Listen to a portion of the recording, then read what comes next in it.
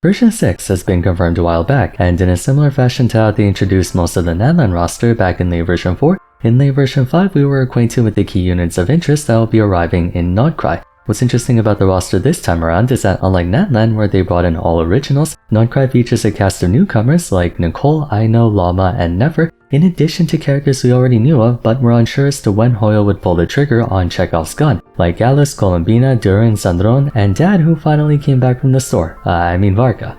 Plainly speaking, the difference in reception between the feature lineups of version 5 and 6 are practically night and day, which is a great look for Genshin Impact seeing as how divided the player base was in version 5. From what I can tell, the community is in a more united front this time around in respect to characters, although a lot of that does have to do with us finally being able to see what Alice and Varka really look like. Personally, I wish the Grandmaster had a stubble at least, but you know what, I'll take Japar looking 20 years older. Anyways, we're not talking about character designs though, at least not until later in version 6 if I ever need to. What I want to talk about today is the current state of Genshin's metagame based on the events that took place throughout version 5, what Hoyo should look to do, and what they should avoid. The game has reached a rather tenuous point as far as meta is concerned, especially now that we have endgame content, so I figure it's worth talking about.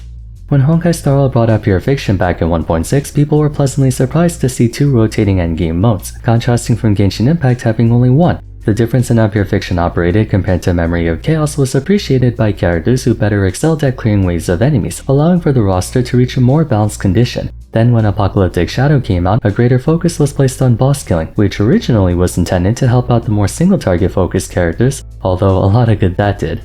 Star Rail's abundance of endgame content was often weaponized against Genshin to showcase the difference in quality between the sister titles, but a side effect of that became more and more apparent over the next year or so was how much of an incentive that would be for Hoyo to force out new releases containing noticeably higher power budgets than the existing cast, and how much we would be pressured to respond to that. Power creep and HP inflation have been serious points of contention for Star Rail, paired alongside the continuous 2 5-star release per version for almost every single version since 1.0, and it's been getting harder to ignore just how alarmingly quick units who were once considered top of the line to drop down to tier 1, tier 2, or even tier 3 status. Why I'm bringing this up is because Genshin's current power scaling progression is beginning to follow a similar path. For the longest time ever, one of the game's shining virtues was how power creep resistant it was throughout the first half of its timeline. There were several units in version 1 who were still top tier if not best in slot even in version 3 and 4, but the main reason behind that, at least in my opinion, was not because characters have been aging well or because new units weren't that much better than old ones. It was a combination of 2 factors.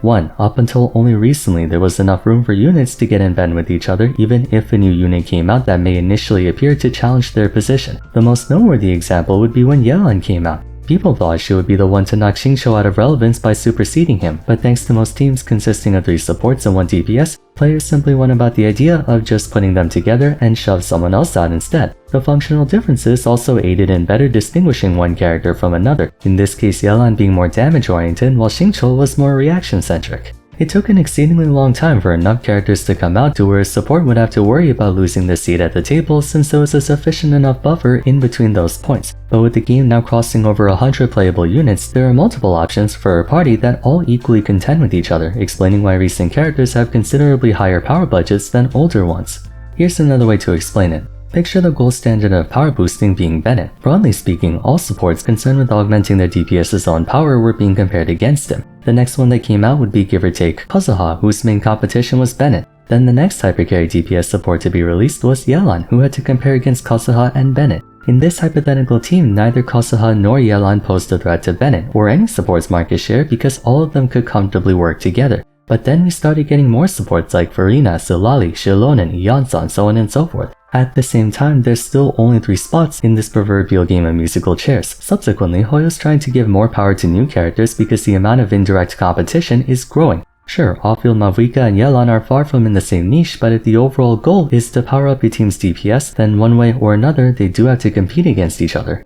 In that sense, the entire roster now has to fight for the same 4, 8, 12 party slots you actively use when taking on endgame content. Version 4 saw a noticeable jump in power for the average cast member to account for the expectations being higher than back in versions 1, 2, and 3. Version 5 saw an even bigger one, with the number of quote-unquote garbage units being far lower in frequency. It felt like every noteworthy character was top tier. These heightened expectations will have to escalate even more to continue the ever-growing incentive to pull for more characters. 2. There was no content that forced players to min-max or prioritize efficiency. Up until Spiral Abyss began to get more stringent on who you could bring for a comfortable floor 12 9-star clear, and up until the release of Imaginarium Theater and Stygian Onslaught, the barrier to completion was generously lax, as in you could run a suboptimal 80% strength team and still net results. Objective power creep only applies if content accelerates in challenge and difficulty at a commensurate rate to your characters getting stronger. Even if there's relative power creep like Linny eclipsing Yoimiya, practically speaking they have the same pull value if Yoimiya has no trouble clearing the content. Linny could do it faster, but that's a moot point. He could be 10 times the strength of Yoimiya for all the difference it made. Though it took an incredibly long time to do so, endgame content has started to get more and more difficult. Whether it's a healthy form of challenge or mindless uncreative HP inflation, Spiral Abyss and by extension the other two endgames are beginning to get more taxing on how well invested your units are, both horizontally and vertically. The end result being, personal preference aside, it's getting increasingly more difficult to find a reason to play units who aren't at the upper tiers because the margin for error is becoming less forgiving. As of late, Spiral Abyss has gotten more specific, placing emphasis on you to play into whatever cycle blessing is at work, since chambers are now being balanced around that cycle blessing being obligatory, not a luxury. As well, Imaginarium Theater forces you to have a wide variety of units of every single element at least somewhat invested in to account for whatever combination of 3 elements will be usable during that time. Then they have to be decently strong enough to allow for some creative latitude in brute forcing through enemies in the more than likely event you're stuck with a mismatch of random units without any inherent synergy. Naturally, having strong characters built up can get you through that. Then of course, Stygian Onslaught. With an excruciatingly short timer and bosses HP inflated to high heaven, we now have our first instance of content where a sizable portion of the roster just straight up cannot reasonably complete it. For the first time in Genshin Impact history, there's indeed a hard cutoff point between viable and unviable. Spiral Abyss could be brute forced to an extent, but for Stygian, even Dolphin players can have trouble. These two factors bring us to where Genshin Impact is now. The roster is sufficiently saturated to where opportunity cost begins to matter a lot more in determining who to pull for. Meanwhile, endgame content has started to become a legitimate challenge, consequently leading to there being more pressure to keep up with the new units. Hoyo's aware of this, demonstrated by them making new units decidedly stronger by a measurable length than those who came before. The number of version 1 and 2 characters who can still be considered top tier has substantially decreased, and though some of them did catch a second wind, namely the cryo DPS units by virtue of Escoffier, there is now a far more conspicuous discrepancy in power between the new generation of characters and the old, to the point where, direct buffs aside, older units are becoming hyper-dependent on specific new ones to essentially carry them back into relevance. What does this have to do with version 6 characters? My hope is that Hoyo deeply reflects on the events that transpired throughout version 5 in the scope of gameplay. No matter your stance on the subject, I think we can all agree that Nanlan caused considerable damage to Genshin's reputation in a number of ways. The narrative dissonance people felt towards Nanlan character design and the strange choices they made in the story are often the main points of contention. But gameplay execution would be partly to blame as well, which is a shame given that in the 5.0 special program, holy shit, that was a year ago, they mentioned all sorts of quality of life updates and improvements to the game, only for most of that to be shoved under the rug. What I'm referring to is the notion of Nanlan units having Nanlan specific mechanics that force you to pair other Nanlan units together, artificially nerfing existing units in the process. A lot of people were unhappy about that, especially free-to-plays who flat out did not possess the wherewithal to pull for so many characters. I get why Hoyo did it, it sort of amends the musical chairs issue by creating a new set of chairs, and as a side tangent, I actually really liked how in Pokemon Black and White we could only play with new Pokemon. But in Black and White, you could get access to all Gen 5 Pokemon for the very affordable price of $35 back in 2011. $35 can't even get you a Natlan 4-star character without a bit of luck, much less a 5-star. Because of that saying, Hoyo will most likely have some kind of region-specific gimmick for Nod-Krai, and they even have a thematic incentive to do so. But if you're watching this, Hoyo, please do not implement this in a way that excludes current units. It's blatantly predatory and will only further exacerbate the player base's already rapidly diminishing goodwill towards Genshin. For the majority of Nanlan units, players could rationalize their decision to skip a unit because they couldn't be bothered to pull for the other teammates, seeing as a lot of people didn't resonate with Nanlan units all that much to begin with. But it would be a huge mistake for them to pull a Skirk or Mavwika for characters like Alice, Columbina, Varka, and Zandron, who had staunchly fervent fan bases for years. They're bound to be strong units, but please do so in a manner that makes them accessible, not restrictive.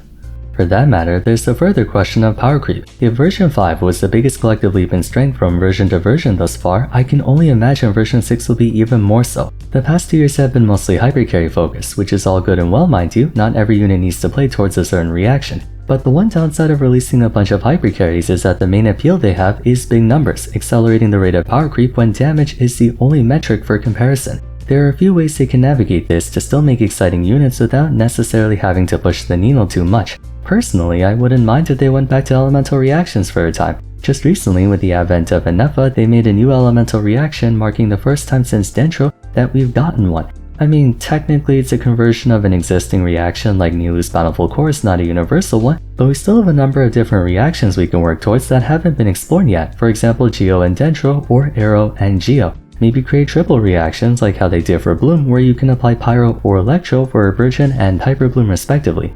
I suppose you can argue that in and of itself can be a form of power creep, but in this case it affects the entire roster evenly. Perhaps they can make Alice dabble into a more advanced Pyro Elemental reaction while Varga can do an extra Animo reaction. They just have to do so in a way that's accommodating for many units so that we don't get another Escoffier all over again. Although thinking about that doesn't really address the underlying issue of there being simply too many units, that newer units have to do something extravagant for us to be interested in them. Understandably, Hoyo will make version 6 units powerful to encourage us to pull for them. Designing more elemental reactions may allow for the game to be more interesting, but they're still going to find some way for Nod-Krai units to be the best at utilizing them. The goal though is to do it in a way where old characters get reinforced by their addition, not rendered obsolete by it. Something that could work is to breathe new life into old concepts too, like revisiting mono-elemental teams. We have a couple quasi-mono-element teams like Linny and Mono-Hydro, but something like a Mono-Electro team, Mono-Animo team, and whatnot could be worth checking out as well. That way it can lead to a high-performing unit that also brings more interest back to older characters. I believe Loma and Nefer are both Dendro, which is exciting because Dendro hasn't seen any attention in a while. Varga being a Mono-Animo driver could give us an excuse to run teams like Sucrose, Lanyan, and Mizuki. More expansions into the Mono-Pyro team with Alice and Duran might be worth consideration as well. Or better yet, let's bring back physical damage. I get that physical and mono-element teams kind of go against the central theme of Genshin being mixing and matching elements, but this video is meant to be theory crafting on how they can design version 6 units to be appealing without forcing players to pull for all of them or making them mandatory for clearing the game's content. I suppose it merits talking about that too, given the visceral excitement players have towards the number of characters being released in version 6, Hoyo could take advantage of that momentum by improving more aspects of the game to paint a very clear intent that version 6 is a major turning point for Genshin. Again, in light of the controversial reception of Nanlan and the festering lack of meaningful change to the game's experience, they could build off of what they did right in version 5, like adding more quality of life, more in-game content, and so on to really transform Genshin Impact's experience.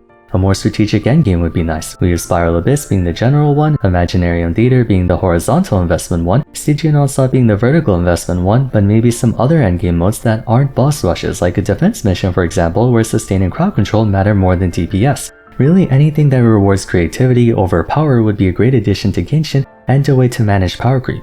Basically, what I'm trying to say is that version 6 is an opportunity for Hoyo to capitalize on paying off the build-up of so many highly anticipated characters to do something uncharacteristic of them that sends a message to players that things will change for the better. Nanlan did a few things right, I'll give him that, but it also made a lot of things worse. From gameplay to characters, Nod-Krai has the best shot at restoring interest to the game. Narratively, this is arguably the most excited players have been in a very long time, which means if they stick the landing here, that would really turn things around for Genshin's reputation. But they have to do so in a way that's considerate towards all types of players. Releasing a bunch of overpowered units and then spiking HP inflation to punish people for not pulling them is obviously not the way they should go about it. As for how they should, that's where it gets tough. The current circumstances are making it very difficult for Genshin to find a win-win situation, where the company still gets to generate revenue and sell units, while the player base feels like their time and money aren't being respected. One thing I know for sure though, well-designed and engaging character gameplay can be a good starting point. What about you guys? How do you think Hoyo should go about version 6 in characters, gameplay, and systems to fix up Genshin? You're welcome to share in the comments down below. That's it for today, so if you enjoyed the video, a like and subscribe would be much appreciated. Don't forget to follow me on Twitter @FarsFarum, join my Discord server, and check out my other Genshin Impact discussion videos if you haven't yet. But till next time, thanks so much for watching, and I look forward to seeing you again soon. Take care.